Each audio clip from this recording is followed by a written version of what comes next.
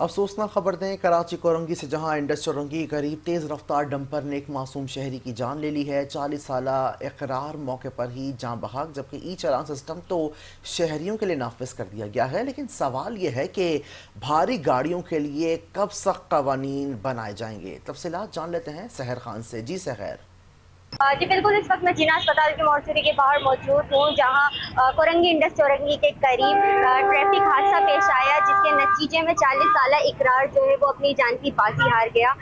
ये वाकया उस वक्त पेश आया जब इकरार अपने बच्चों की रोजी रोटी के लिए घर से निकला और इंडस चौरंगी के करीब एक तेज रफ्तार डंपर ने जो है उसको टक्कर मारी और वो मौके पर ही जान बहक हो गया। इसी हवाले से उनके जो लवाकीन है वो हमारे साथ मौजूद है, उनसे बात करते हैं।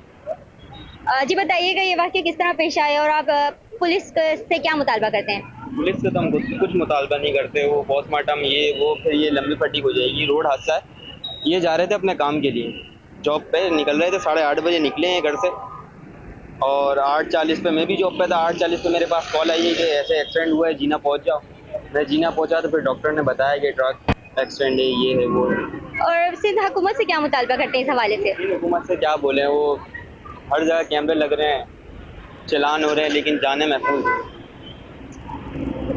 जी बिल्कुल, हमने उनके लवाकिन से बात की। उनका कहना ये था कि वो पुलिस की कारकर्दगी से नाखुश हैं और उनका ये भी कहना है कि ये ट्रैफिक हादसा है और इस हवाले से उनका कहना है कि हुकूमत सिंध से उनका यही मुतालबा है कि वो ई चालान सिस्टम तो नाफिज कर रहे हैं, लेकिन कानून नाफिज करने वाले इदारे जो हैं वो इन वाक़यात पे खामोश बैठे हुए हैं।